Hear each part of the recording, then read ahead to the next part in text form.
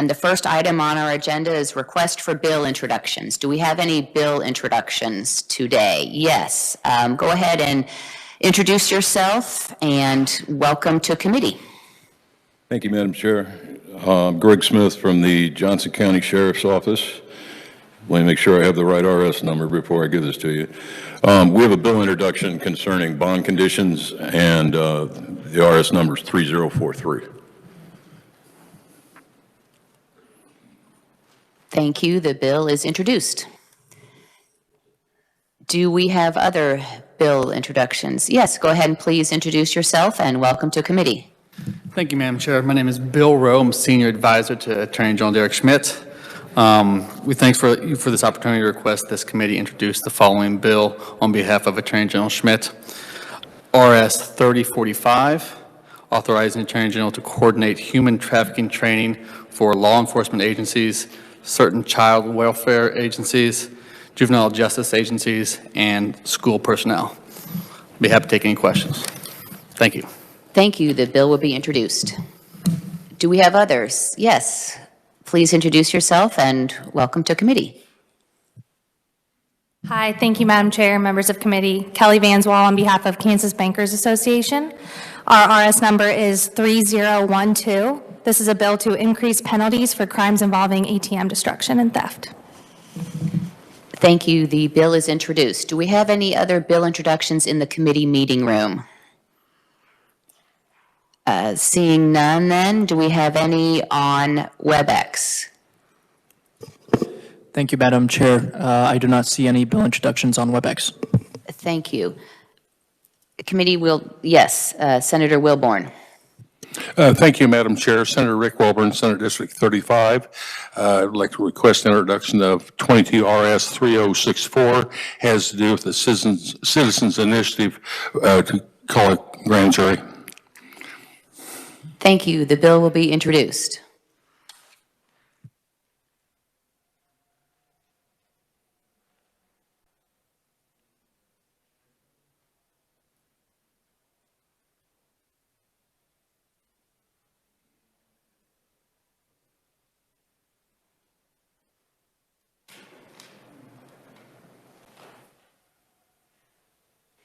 Just a moment, committee. We're going to stand at ease for a moment.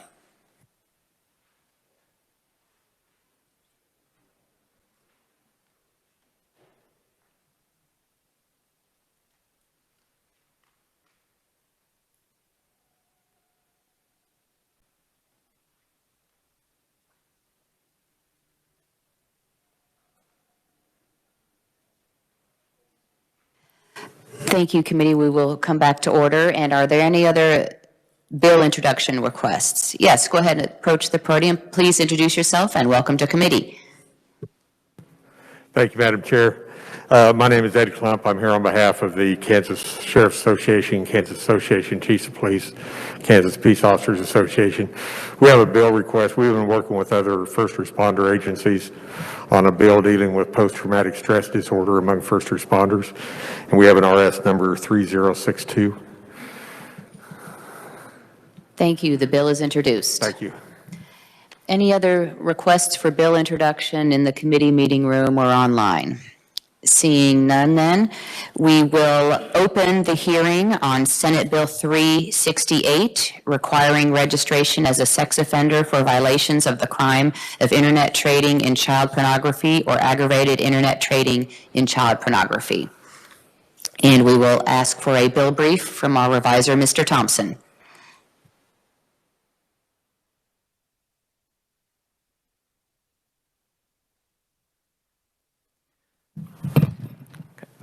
Thank you, Madam Chair, and good morning, committee. First up, we have SB 368, and hopefully you all have the bill brief on that one. This is brought to you by the Attorney General's office, and I see that they've provided you some testimony. The changes here are in KSA 224902, which is the definition section for the Offender Registration Act, and then 224906, which is the duration of offender registration requirements statute. In the first section, we amend the definition of sexually violent crime to include the crimes of internet trading in child pornography and aggravated internet trading in child pornography. By doing that, the definition of sex offender is triggered because that includes any person who's convicted of any sexually violent crime. So by adding it to the one place, we pick them up as a sex offender under that definition. And then in Section 2, by adding the crimes to the subsection for the 25-year registration requirement, a person would be required to register as a sex offender for 25 years if they're convicted of the general internet trading and child pornography crime, or the aggravated trading crime when the victim is 14 or more years of age, but less than 18 years of age. And then by amending the lifetime registration requirement subsection, a person who's convicted of aggravated trading and the victim is less than 14 years of age, they are required to register for their lifetime. I would note that the crime itself requires that the offender be over 18, so this only applies to adults. There are no juveniles that could be, basically no one under 18 can be tried for that crime because it requires that the offender be over 18. And then for the victims, if the victim is under 14, that's actually an off-grid offense. It's a Jessica's Law offense, and so putting it there and with the other crimes that are similar as a lifetime registration would maintain consistency with the legislature's policy on Jessica's Law offenses and lifetime registration. So that's kind of a little bit of the reasoning behind where they're placed, but also there's some policy decisions being made there. So I wanted to make those clear. And I'll be happy to answer any questions. Thank you, Mr. Thompson. Committee questions for the revisor? Seeing none then, thank you. And we will call then on our first proponent conferee, Melissa G. Johnson, Senior Assistant Attorney General, State of Kansas, Office of the Attorney General. Please introduce yourself and welcome to committee. And I have to say a special hello because we were law school classmates together. So it's good to see you. Thank you, Madam Chair, and members of the committee. I'm Melissa Johnson. I'm a Senior Assistant Attorney General in the Criminal Litigation Division for the Office of Attorney General Derek Schmidt. I'm here to testify today and urge you to pass this legislation, which would place the internet trading of child pornography and the aggravated internet trading of child pornography on the list of offenses that require registration as a sexually violent offender under current law. As it stands now, part of the definition of internet trading is you have to have the sexual exploitation component, which currently requires registration. But if you have that component and then trade those images with someone else, and you're convicted of the more serious offense of trading the images, it currently does not require registration. So we believe that that's an oversight that we should correct. And I'll be happy to answer any questions that the committee might have. Thank you. Since we have one in-person proponent conferee, we will go ahead and take those questions now if there are any from the committee. I have one question. Does that mean the offender is receiving monetary compensation for using the internet, or is it simply posting on the internet? Or if you could explain a little bit more about what trading means for the committee. Thank you. Yes, Madam Chair. Basically, the distribution of those images, if he's sharing that image with others on the internet, causing it to be viewed by other people. So not just something he's viewing for himself, but he's distributing it out to others. And would that include a one-time text as well? It could, if he was distributing it, it could fall under that definition. Thank you. Committee, other questions? Seeing none, then thank you for your testimony today and for coming over to committee. Thank you. Appreciate it. Are there any other proponent conferees in the committee meeting room or on WebEx?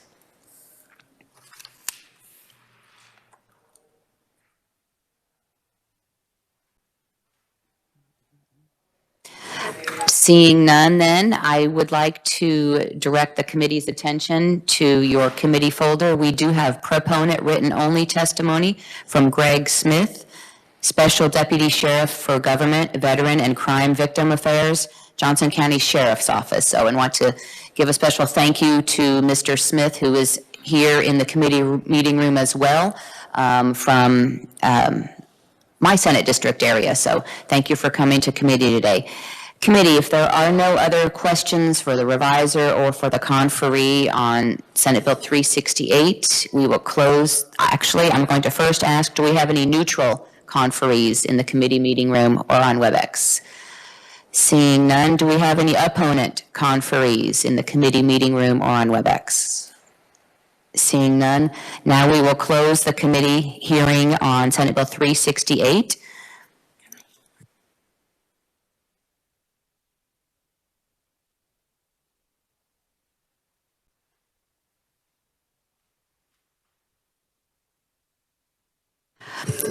Committee, we will now turn to Senator Wilborn. Thank you, Madam Chairman. I'd like to take this opportunity at this time to introduce Kim Kaplan, who's the Speaker of the House of the North Dakota House of Representatives. Welcome to the committee. Welcome to committee and welcome to Kansas. And he had served as Chairman of Judiciary up there for 4 years. So. Great. Well, I'm sure you have lots of mentoring tips that I would be happy to hear. Thank you very much for coming into committee today. Appreciate it. And enjoy your stay and your visit in Kansas. With that then, committee, we will open the hearing on House Bill 2366, requiring prosecutors to disclose their intent to introduce testimony from a jailhouse witness and to forward information to the Kansas Bureau of Investigation. We'll have a bill brief from our reviser, Mr. Thompson. Thank you again, Madam Chair. House Bill 2366 does come to you from the House. I believe the vote was 123 to 0. I looked it up late yesterday, but I can, if I'm incorrect about that, you can double check that for me. Essentially, the bill creates some guidelines for introducing testimony of jailhouse witnesses in criminal prosecutions. It does that through a new section of law that would be added to the Kansas Code of Criminal Procedure. To set the framework here, you can look at the definition of jailhouse witness that's provided near the end of the bill. That is a person who provides testimony or is intended to provide testimony during a criminal prosecution regarding statements made by a suspect or defendant while both the witness and the suspect or defendant were incarcerated, and they have requested or have been offered or may in the future receive a benefit in connection with such testimony. So that's the kind of testimony we're talking about here. Folks who were incarcerated together and they're now testifying against somebody that they were in jail with or in other incarceration with. So subsection A requires prosecutors to disclose their intent to introduce testimony of a jailhouse witness regarding statements that they are going to make about a suspect or defendant while they were both incarcerated. The prosecuting attorney has a number of pieces of information they have to provide to the defense. They're listed there on page 1. It includes the criminal history of the witness, the witness's cooperation agreement, any benefit they might receive, the contents of the statement they're going to talk about, information regarding recanting of testimony or statements, and information about other criminal cases where the jailhouse witness may be introduced or is intended to be introducing similar testimony, or actually any testimony, it appears.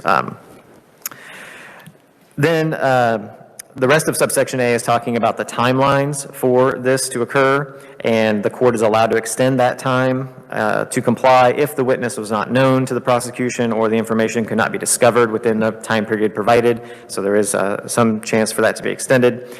And then if the court finds that disclosing the information that's required there in subsection A1, if disclosing that information is likely to cause harm to the witness, the court can order that the evidence be viewed only by defense counsel instead of the defendant themselves, right? So there could be limited opportunity to retaliate or otherwise endanger the witness. They can also issue a protective order to try to protect the witness. So that is provided as well in subsection A. Subsection B then provides that in certain criminal prosecutions for murder or rape in which the prosecuting attorney is going to introduce jailhouse witness testimony, on motion of the defendant, the court has to conduct a pretrial hearing to determine whether that witness's testimony exhibits reliability and is admissible.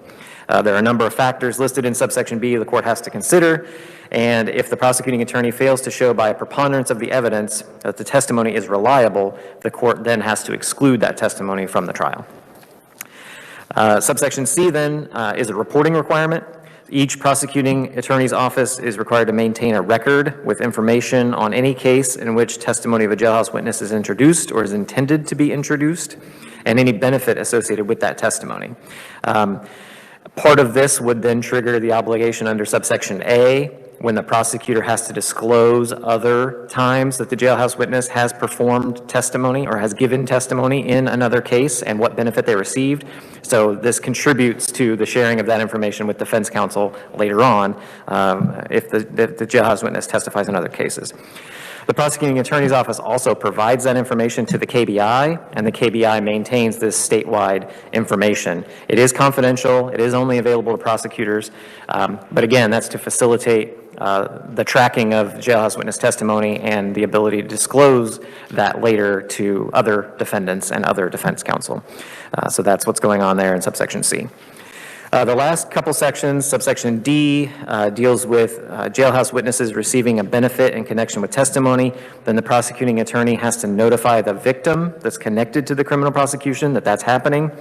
Subsection E is dealing with when testimony is admitted into evidence from a jailhouse witness.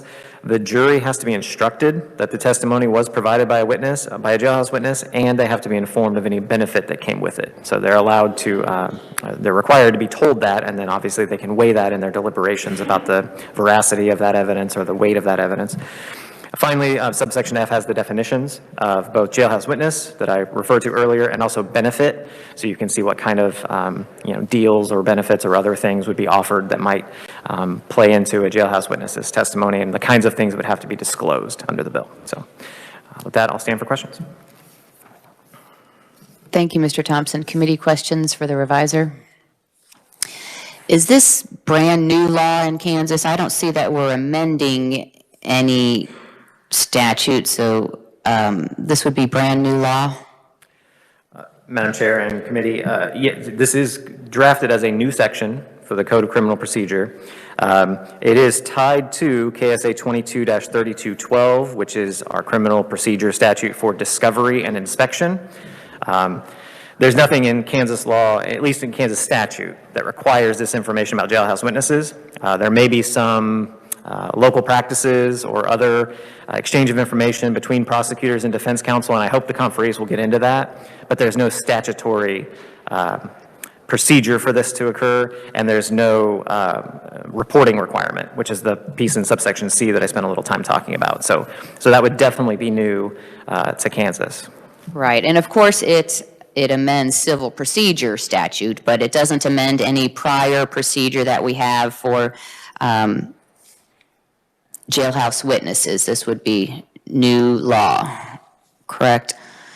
Madam Chair, yes, this would be a new criminal procedure section, and I don't want to say it's not done in Kansas. That's why I Just not codified. It's just not in statute. Correct. Thank you. Got it. Thank you. And this may be a question for research. It may be also for our conferees. Do any other states have this codified? Do we know that, or should I ask the conferees first? I'll ask the conferees then. Thank you. Maybe they can address that in their testimony. Any other committee questions for the, yes, Senator Thompson. Thank you, Madam Chair. You did talk about the safety of the witness in this. Does it provide any parameters? Because I know you get identified as a snitch in prison. It's not a good thing. And we want to be able to protect these witnesses. I didn't see anything, and maybe I missed it, that covered that part of how we protect them. Mr. Thompson. Madam Chair and Senator, so I briefly referred to this, and I apologize. I maybe should have spent more time on this because it is an important little provision. It's on the top of page 2. It's subsection A3, right there at the top of page 2. So if the court finds that disclosing the information is likely to cause bodily harm to the jailhouse witness, for example, they're going to be threatened, they might be beaten, et cetera, the court may either order that the evidence be viewed only by defense counsel and not by the defendant, right? So only the attorney would know, and they're not allowed to disclose that to anyone.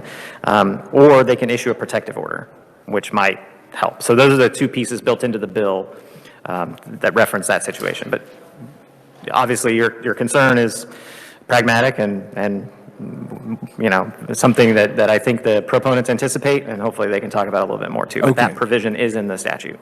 Thank you, Madam Chair. Thank you. Other questions for the reviser? Seeing none then, we will invite our first proponent conferee to testify by WebEx, Tricia Rojo Bushnell, Executive Director, Midwest Innocence Project. Please introduce yourself and welcome to in person. I'm sorry, we had you on WebEx on the agenda. Great. Well, thank you for being here in person. Appreciate that. And please introduce yourself and welcome to committee.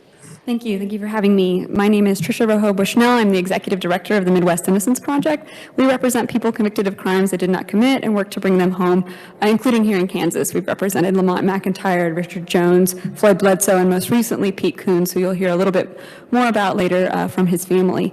This bill will provide a transparency and reliable evidence that will be used to convict in the conviction process of Kansans. We know that jailhouse informants have been used to convict innocent Kansans, particularly when you look at the case of Pete Coons. Pete spent 12 years incarcerated for a crime he did not commit. It took 2 trials to convict him. The second trial, after they were unable to get the conviction in the first trial, they introduced a jailhouse informant, a man named Rupert. The prosecutor in that case had asked other prosecutors about this man, this Rupert, and had learned that he was unreliable, had been told that he was unreliable. The prosecutor decided to go meet with him anyway. He gave him they had him moved into the cell with Mr. Coons for 48 hours only, in which he provided information that itself was contradictory with the facts of the evidence, but they used that testimony anyway. And when they used that testimony, they did not disclose those conversations that had been had with Mr. Rupert, that the other prosecutors had previously found him unreliable, that Mr. Rupert himself had sought other instances to testify against other defendants, including another conviction that double homicide like this one that resulted in a conviction. And so this bill is designed to prevent those sorts of travesties that we know that led to Pete's wrongful conviction. Sadly, Pete himself is not here to testify. He passed away 108 days after his exoneration due to cancer that had gone undiagnosed and untreated in his over a decade incarcerated. So in regards to whether or not this is a new law, this is actually codifying the process that is described under the U.S., under the constitutional requirements. Prosecutors have to turn over this information. But what we've seen time and time again is often they don't know where this information is. They don't know if this person has testified in another county, and unless they called every single county and found out, they wouldn't have it and to be able to determine that reliability. So this is providing prosecutors with the tools to know what they have to turn over and codifying that into statute. There are 13 states that have passed similar bills, most recently in Nebraska, just north. And what as you heard, this bill provides is it provides a tracking system, centralized, so that they will know that individuals like Rupert have testified in other jurisdictions. It provides enhanced disclosure requirements. So as we said, the Supreme Court in the case of Giglio versus United States says that prosecutors have to turn this over, but it makes it clear what those sub-items are. It requires pretrial reliability hearings. Reliability hearings are not new to the process of criminal trials. They are used all the times in different kinds of instances, such as science. Is this reliable evidence that someone should be convicted on? And the question here is the testimony of this jailhouse informant reliable for the defendant to be convicted on? It only applies in rapes and murders, very specific small set of felonies, so it's not something that will create a burden. And it provides jury instructions that, again, the U.S. Supreme Court had previously said that there should be jury instructions in these kinds of cases, and victim notification, so that when a victim knows if someone has been a victim of a crime, they will know if the perpetrator of that crime is receiving a benefit for testifying against someone else. So all of these safeguards would have played a role in Pete's case and would have prevented his wrongful conviction. This bill is based on a model ALEC legislation that has been, as I said, has been passed in 13 other states, and we just ask that this committee can honor Pete's memory and ensure that other innocent Kansans do not suffer the same fate by passing this bill. Thank you. Thank you. Committee, we will hear questions and reserve our questions for all proponent conferees after we've heard from them all. Thank you. Next, we will hear from Olin Ben Coons. Is he in the committee meeting room or he's on WebEx? I'm on WebEx. WebEx. Okay, great. Please introduce yourself and welcome to committee.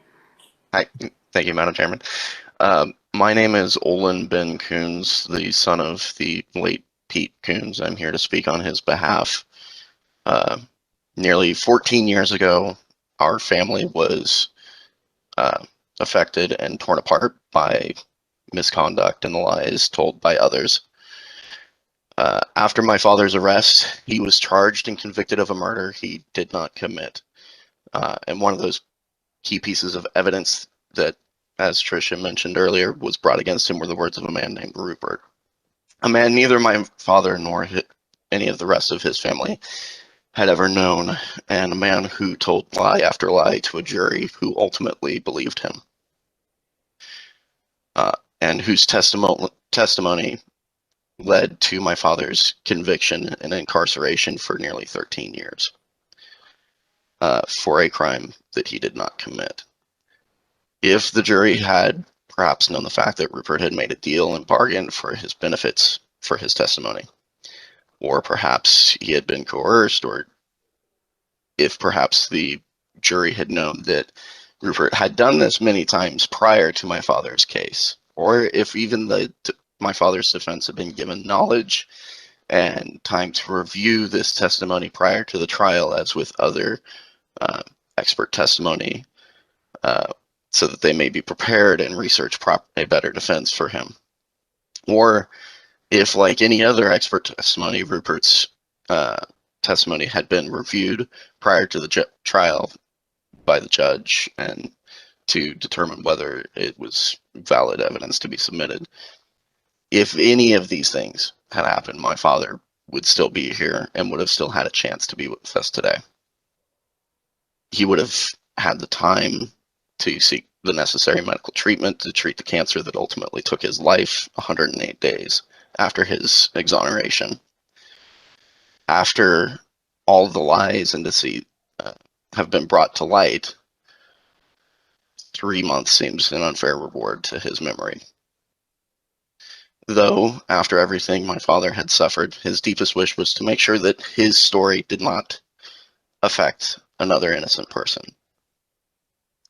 To give everyone a fair chance to defend themselves properly, and for the truth and only the truth to be spoken in open court. My father believed that the system would always find a way to bring justice and truth to light, and perhaps with this bill had been in place 14 years ago, he would have still been here today. We know that the course of history can be altered by the words of a single individual, and in our case, the lies spoken against my father left a legacy of pain and suffering that Kansas can no longer have a chance to correct.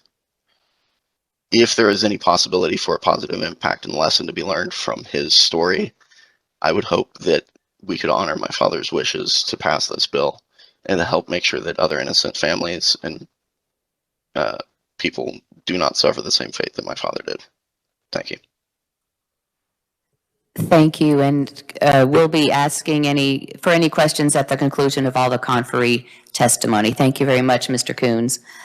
With that, then, we will invite Melody Blitzer to introduce herself and welcome to committee. I don't see her in the committee meeting room. Is she on WebEx?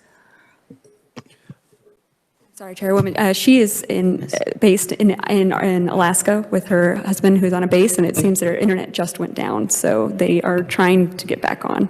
Okay, appreciate that. We will give her a few minutes, and in the meantime, I will direct committee to proponent written-only testimony in your committee folder from Clayton Perkins, Kansas Association of Criminal Defense Lawyers, Lindsay Ford, Kansas Coalition Against Sexual and Domestic Violence, Aileen Berquist, Community Engagement Manager, ACLU Kansas, and Rebecca Brown, Director of Policy, Innocence Project.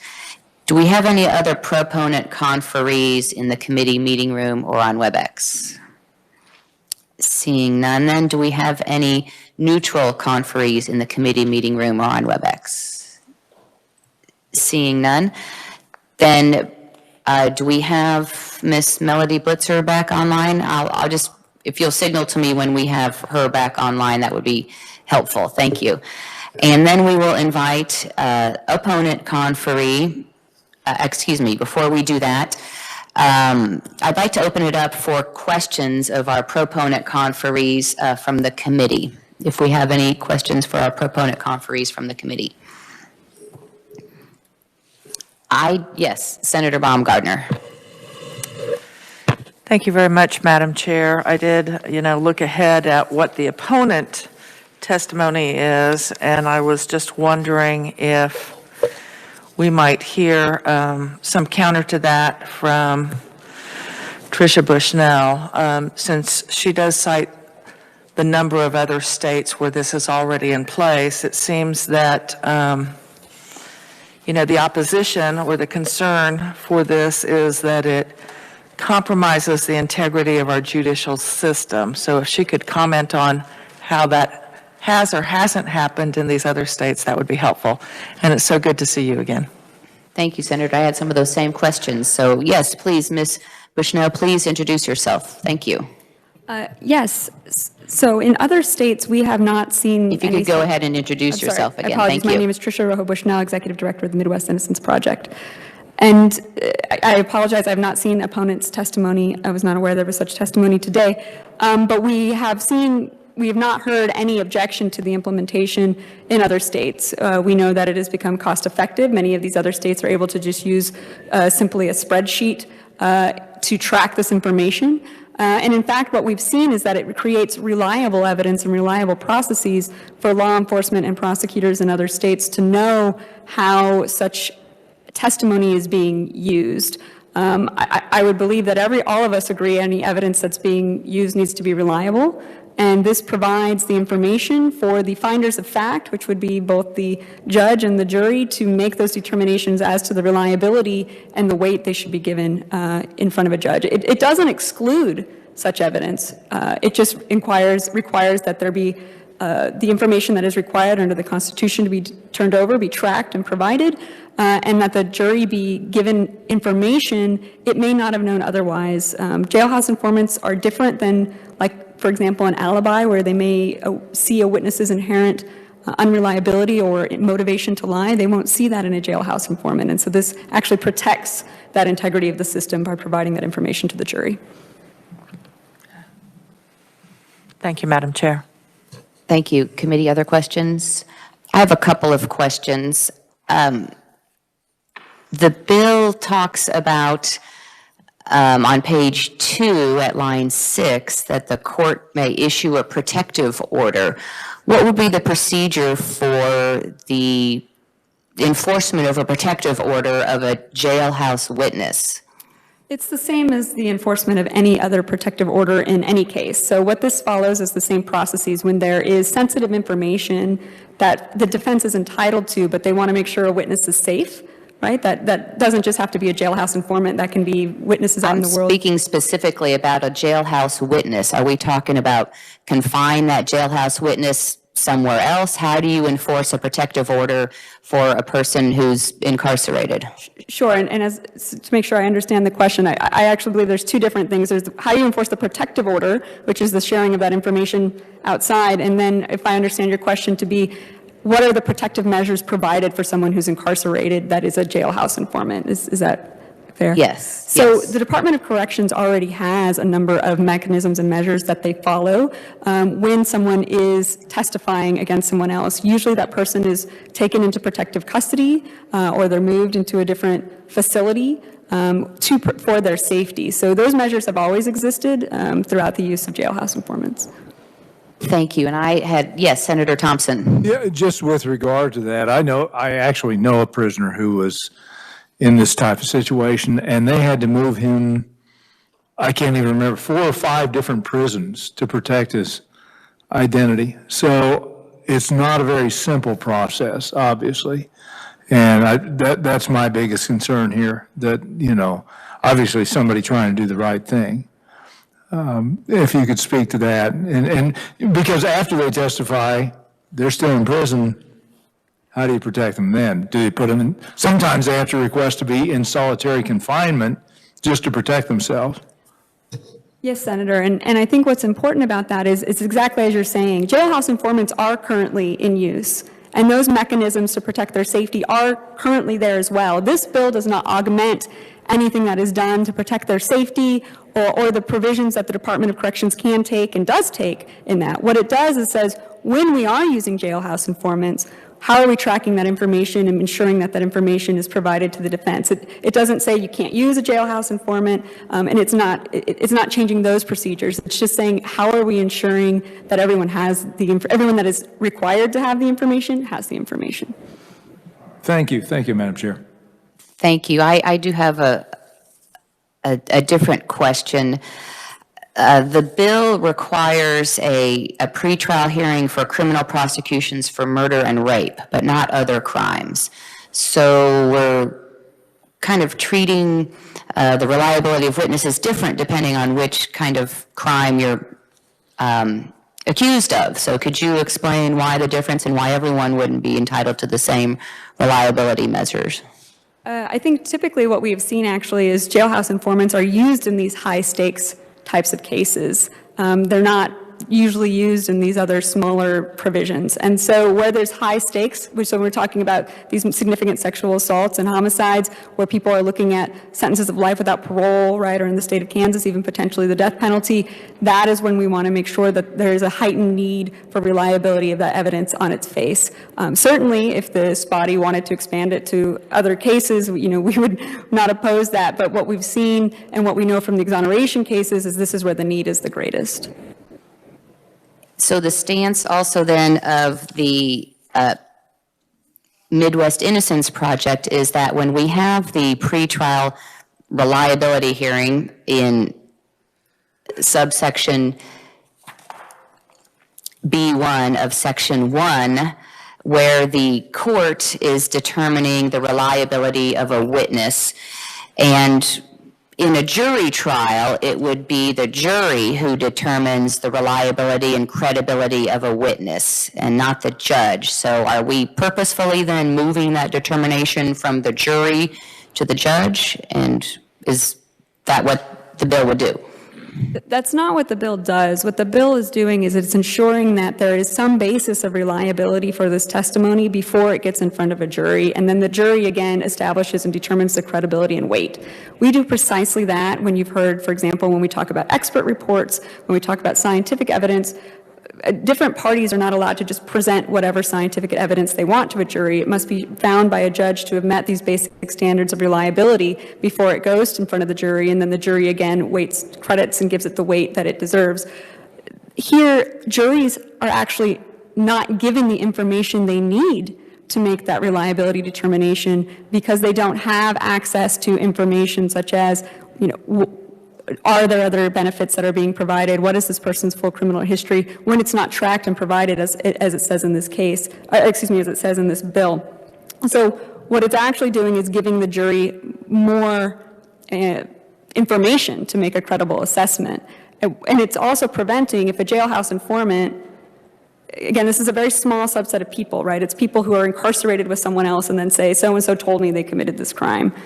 If that person gets up in front of the judge and can provide no information, or, for example, it turns out they weren't even placed in a cell together, that shouldn't be put in front of the jury to then make a credibility determination when it's just unreliable on its face.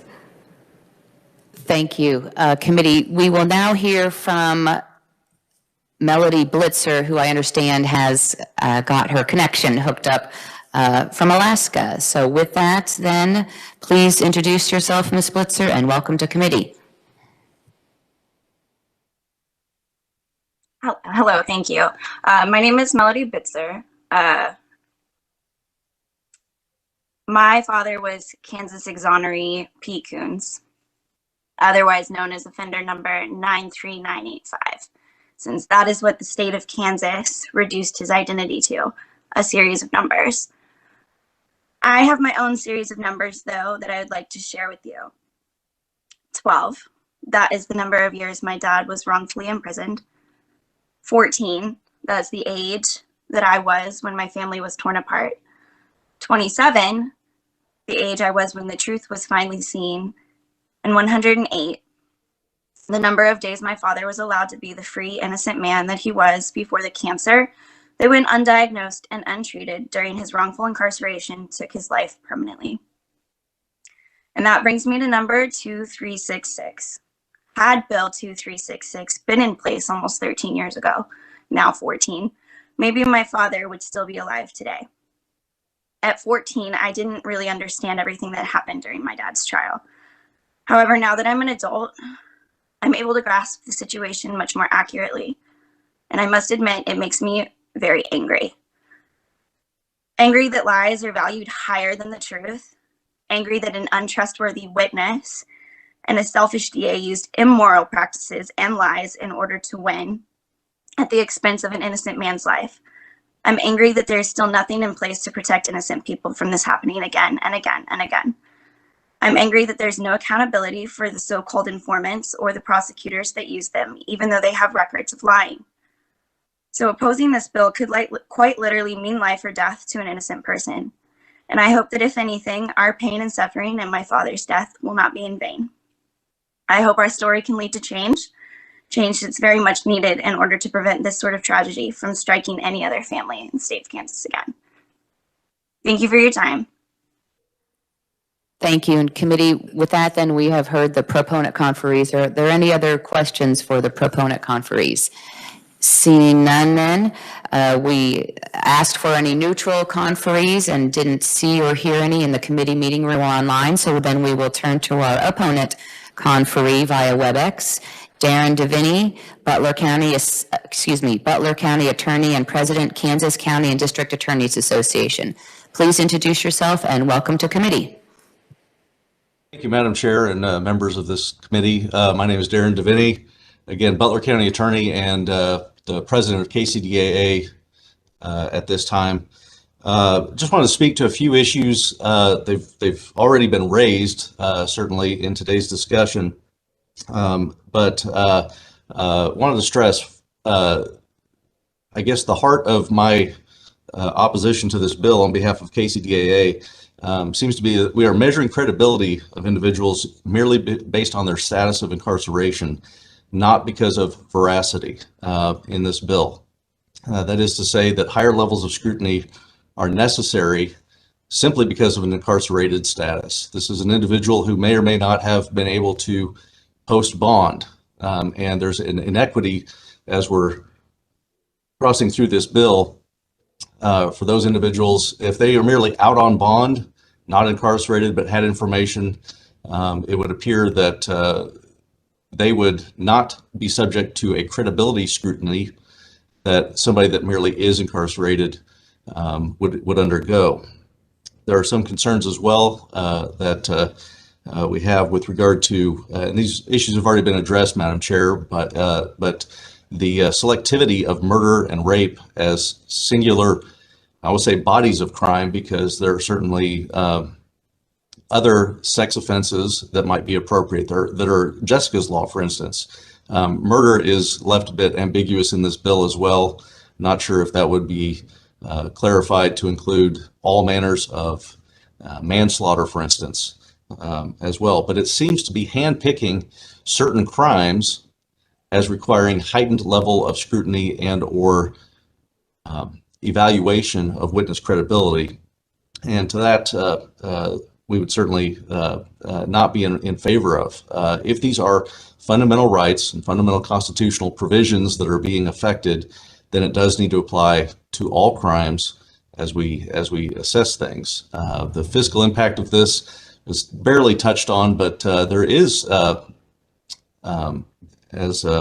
one senator commented, protecting the victim. That is to say, the victim, somebody's victimized while incarcerated, and they're the ones that get moved from place to place to place to place, is not free of charge. The KDOC does a reasonable job of doing what they can to protect while incarcerated in prisons, but realize that this also affects county jails and any number of, well, any and all Kansas counties as well.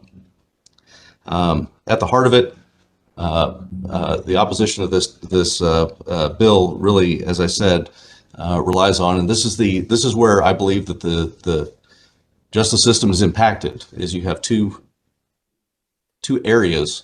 The first of which is that the credibility determination based upon a status of incarceration that is, to me, untenable. And we also have protections under the law as they exist in the judicial system. First of all, we have statutes that cover witness credibility. We have evaluation processes for that. It's due process, it's cross-examination. But fundamentally, and this was again touched on by Madam Chairman, these are issues for a jury to determine.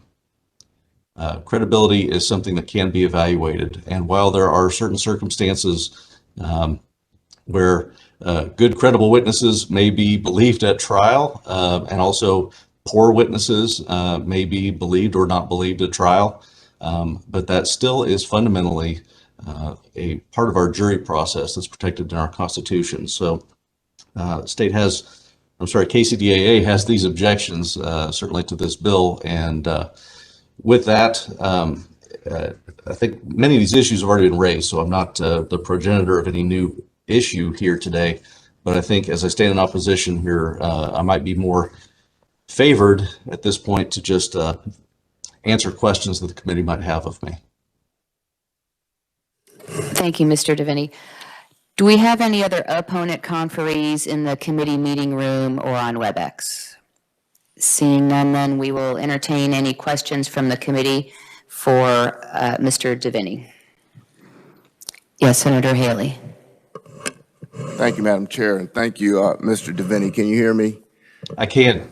Yeah, I appreciate your testimony today to bring maybe some balance to this discussion, and won't wade in on my personal belief for the role of the jury in ascertaining the veracity of these particular witnesses. Were you able to present, I know it was a year ago, but did you or anyone from your association bring similar opposition to the bill when it was heard in the House? Senator Haley, I'm sorry, it certainly wasn't me, and I am unaware if we brought that opposition back to that bill. I don't remember what the status of that was exactly, so I apologize for not having that information for you. Thank you, sir. I appreciate it, and thank you, Madam Chair. Thank you. Committee, any other questions? Yes, Senator Baumgardner. Thank you very much, Madam Chair, and thank you, Mr. DeVinny, for participating today. You spoke about protections are already in place. Were they in place at the time that Pete Coons was convicted? I believe they were, and I don't know the vast details that obviously the proponents of this bill are discussing at length. But what I would say is that it sounds like as though it were presented today that there were errors made, that there were lapses made with regard to the ethical responsibilities of the prosecutor. And what I would assure this committee and anyone I would have contact with is that as prosecutors, we still have to obey not only the laws that are in place in the rules of evidence, for instance, 6420, 421, 422, but also we have common law, and that is certainly Giglio, where these types of matters should and are regularly disclosed prior to trial. I don't know the exact facts of the Coons case, and I'd have to, I suppose, read all of the transcripts of that trial to see exactly where the errors were made and what those claims were. But what I would say, and it does sound as though that case does stand out as being a terrible example. If I might, Madam Chair, as a follow-up, is it fair to say that those protections that are in place haven't been very successful? Because Mr. Coons is just one incident, it's just one individual, and I do appreciate the children of Mr. Coons' testimony today, but there have been many other cases in the state of Kansas where we have had individuals wrongfully convicted. So is it fair to say that those protections that are in place aren't necessarily working? Well, I think what this is a hyper-codification, and again, it expands and you what is obtained through the passage of this bill also sacrifices other principles of law that are equally important.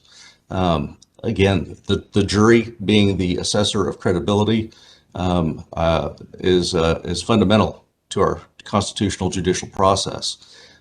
We do have, as I said, rules of evidence and common law that stands for the disclosure of these efforts. And certainly, anytime when we are suddenly casting light on anyone who is incarcerated and saying that their credibility is inherently questioned, regardless of their criminal activity, regardless of why it is that they're in that jail, and to be placed on a lifelong database where that is to be replicated and they will never get out from under the shadow of having their credibility questioned because this database is going to be created, to me it seems to be fundamentally unfair to any and all witnesses who may have just merely been present in a jail and overheard testimony or overheard a statement by a criminal defendant. Madam Chair, I'd like to ask also of him, you spoke about those that were out on bond. Do we understand that they should be included with regard to tracking as far as being a witness? Well, I guess my point with that is it seems to be an arbitrary measure of incarceration as a status that is placed upon individuals. If somebody's out on bond, does that necessarily relieve them of any question of credibility? And I would say— I understand, and that's why I'm asking, are you asking for us to include those that are out on bond? I'm asking that this bill be opposed simply because it judges credibility based on incarceration status. So if this measure is true and we need to protect any and all wrongful prosecutions, then it seems like this needs to apply to all crimes, all witnesses, etc. And when you do that, the swath that is cut is extremely broad, and you're requiring pretrial hearings by a district court judge on each and every witness at some point for all items. Again, this is the jury's function. Madam Chair, I have just one final question. Did you or did the Kansas County and District Attorneys Association look at the 15 other states that have already passed similar legislation? Did you look at how that has worked successfully, or if similar arguments of opposition were brought about in those states, and then they went ahead and implemented the legislation anyway? I think we heard it was 13 states, but not 15. Oh, I'm sorry. Yeah. I put down. Go ahead, Mr. Devaney. Respectfully, Senator and the committee, no, I have not gone through and determined every state that has similar or likened statutes, much less assessed whether or not that number's accurate as far as states. What I would say is that the idea that it might be satisfactory in some other jurisdictions, to me, always sets aside from at least my concern here, and that is looking at Kansas statutes and Kansas laws. Criminal prosecutions, unless they are federal, are state by state, and it seems as though the model that we have in Kansas not be airtight in every way, but certainly I think that this path of, again, just questioning the credibility of somebody because they're incarcerated is not the proper way to fix the problem.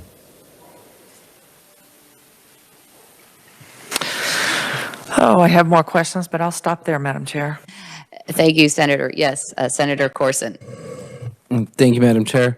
I have two questions. First is, I wonder if you would agree or disagree with the idea that somebody who's out on bond would maybe have a different motivation to come forward and to be truthful than somebody who's presently incarcerated, may have more of a motivation to offer testimony that's not reliable because it believe it may enhance either, may get them out sooner, may get them better treatment, may get them something. I mean, I would make the case that somebody who's incarcerated has much more of a motive to come forward with untruthful testimony because they believe that they'll incur some benefit than somebody who's out on bond. I'm wondering first if you would agree or disagree with that statement.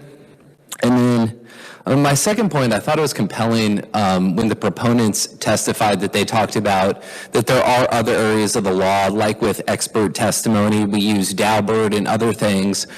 And I'm curious what you think about that, because there are some things that we have decided as a matter of law that if they get in front of a jury, they could have such an effect on the jury that a jury may give them a disproportionate amount of weight, that it's actually proper to have some sort of a screening mechanism in the place of a judge who can make a determination about whether this scientific evidence meets all of the criteria and whether it's actually scientific or whether it's just quack science before it gets to a jury, because a jury of citizens may not be able to properly weight it. They may give undue weight to that testimony.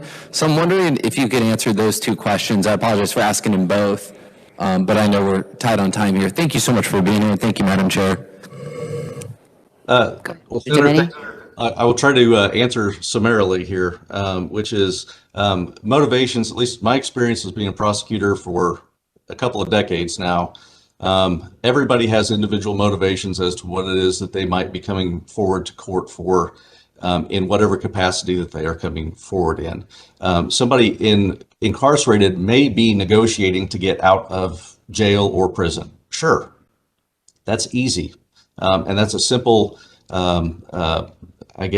marker for us to attach to just those individuals that are incarcerated. However, individuals that might be outside of jail, that might be involved in any number of different connections with the person, it might be they might be motivated from vengeance. They might be motivated for any number of items outside. And what I would say is that the wide panoply of cases that in which we were trying to pigeonhole that all witnesses would come forward for this particular advantage, I think is just too rudimentary. There are any number of motivations that a witness might come forward to. Our litmus test for the credibility of each and every witness has been, and for at this point, hundreds of years, the jury who determines credibility, and our statutes have always enforced that, not a judge. But that leads obviously to the second question, Senator, and that is, are there pretrial hearings such as the determination of expert witness testimony? Absolutely. You can also have pretrial hearings just to determine the competency of a witness. As a sex offender prosecutor, I dealt with a lot of witnesses that were sometimes 4, 5, 6, 7 years old, and we had to make sure that they were actually capable of testifying. But I'd urge all of you to go back to the provisions which are that we already have in the statutes, which is that we have all witnesses are presumed to be capable to testify. They are presumed admissible. And when we add this extreme filter of a court determining credibility, mind you, not the content of an expert witness opinion, but the credibility of that person as they stand to testify, to me is an inappropriate and a very different arc for our judiciary, and a different arc for determining the truth in a criminal justice proceeding. Thank you. Committee, other questions? I do have one for you, Mr. Devaney. We've talked about principles of law and rules of evidence. Generally speaking, to prove someone's bad character or unreliability or to attack their credibility, the rules of evidence prohibit discussing other bad acts, or unless they are related to credibility, theft or fraud, something of that nature. Does this bill, how does that play into our rules of evidence that are codified already? And if we're judging then credibility of a jailhouse witness because they're in jail awaiting trial and haven't been convicted of any crime, or they were convicted of crimes in the past. Generally, also, we can't look at crimes more than 10 years old, that were more than 10 years. So how does that all play into what our rules of evidence already establish, if I'm kind of asking that question clear enough? I think I understand the essence of it, Senator, and Madam Chairman. The answer is that a witness testifying, if they have been convicted of a crime of dishonesty, and that is largely defined actually by case law, by common law, but they need to maintain that conviction. And simply put, that conviction is fair game. Defense counsel could utilize that. One of their first questions they can have for that witness is, isn't it true? You've been convicted 3 times of theft. And so therefore your crimes of forgery, etc., identity fraud, these types of crimes, the crimes of dishonesty, are inherent, but that requires under the existing judicial system that's already been proven beyond a reasonable doubt. They've been convicted, and those crimes attached to them as a witness for the duration. Here again, what we're saying is, if somebody's in jail, just an overnighter for maybe driving while suspended, but they happen to be in the jail and they happen to hear a guy say something, and the driving while suspended individual, who might be, let's say, from out of state, and they just merely ask a jail guard, hey, this guy just told me some stuff, and I'll be happy to share that with you if I can get out of here early. That comment alone under this bill, 2366, means that that person from out of state would be put on a database maintained by the Attorney General's office, and forever, in any opportunity that he has to testify, at least in a Kansas court, his credibility would be impugned because he just happened to ask a side comment, maybe not even understanding the full judicial process, but just asked if he tells somebody something, maybe he could get out early. The catchment is wide under 2366 to impugn the credibility of a number of people. And again, it just relates to the fact that they are incarcerated, they're in custody in the same facility at the time a disclosure is made. Thank you, committee. We're essentially out of time. So with that, then, we will thank you, Mr. Devaney, for appearing in committee today, as well as our other conferees. Appreciate your time. And we will then close the hearing on House Bill 2366. We do have one more request for bill introduction. Senator Wilborn. Thank you, Madam Chair, and I apologize for not adhering to the schedule. I'd like to introduce 22 RS 2599. It's an act concerning children, minors relating to Newborn Infant Protection Act, allowing the surrender of physical custody of an infant to an infant refuge crib. Thank you. The bill is introduced. Committee, with that, we do not have any other items on our agenda for today other than possible final action on bills previously heard. We have now heard quite a few of bills, so please be prepared to work those. If not tomorrow, then possibly Thursday. So please have any amendments that you might need or want to propose. Please have those ready for Thursday. Always aware, though, that we might be earlier, so get to those as soon as you can without taxing our revisers too much, who are working very hard at this time of session to get all bill requests drafted. So with that, committee, then, thank you, everyone, for their time and attention, and we are adjourned.